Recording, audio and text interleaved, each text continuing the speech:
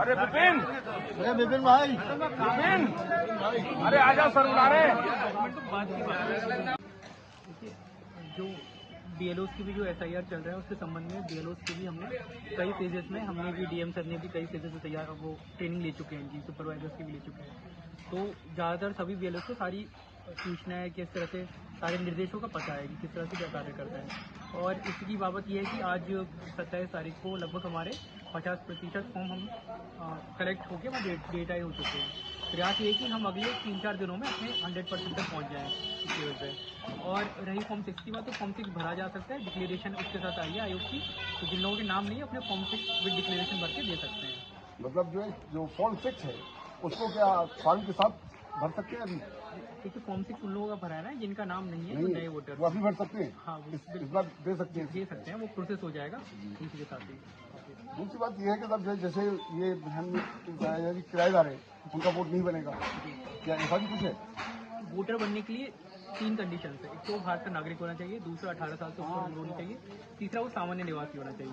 सामान्य निवासी में जो कस्टमरी ये है कि आप वहाँ पे रह रहे हैं, खाना पीना करें, आपकी किचन वहाँ पे, तो आप वहाँ के सामान्य निवासी माने जाएंगे।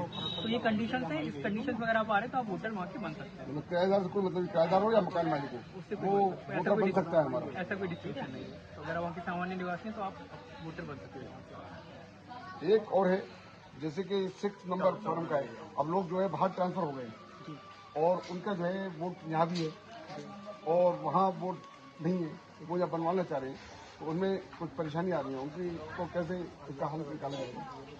देखिए लोक प्रतिनिधित्व अधिनियम 1950 की धारा 31 के अंतर्गत यदि किसी वोटर का एक से अधिक स्थानों में मत है तो वो गलत है, उसमें सजा का प्रावधान भी है। तो आपके माध्यम से अनुरोध ये है कि अपना वोट एक ही जगह रखें। और ईसीआई के भी विभिन्न पोर्टल्स हैं जिनके माध्यम से ये एआई के थ्रू जांच हो जाती है कि किसी व्यक्ति का वोट है तो दूसरी कितनी जगह से, तो ऑटोमेटिकली डिलीट होते रहते हैं। तो जो लोग कह रहे हैं कि हमारा वोट नहीं आया है, तो वो संभवतः ये हो सकता है कि उनका वोट कहीं और हो और वो इसलिए डिलीट हो गया हो। तो एक ही जगह वोट रहना है, एक ही जगह वोट होना चाहिए। आम नागरिकों के लिए कोई संदेश आप एसआईआर के बारे में? एसआईआर का फेज चल रहा है। आप सारे हमारे बीएलओज और सुपरवाइजर्स, एईआरओज, हम सभी लोग फील्ड में हैं। आप सब लोगों से ये रिक्वेस्ट है कि जल्द से जल्द अपने फॉर्म जमा कर दें। अभी फॉर्म देते वक्त डॉक्यूमेंट्स की आवश्यकता नहीं है।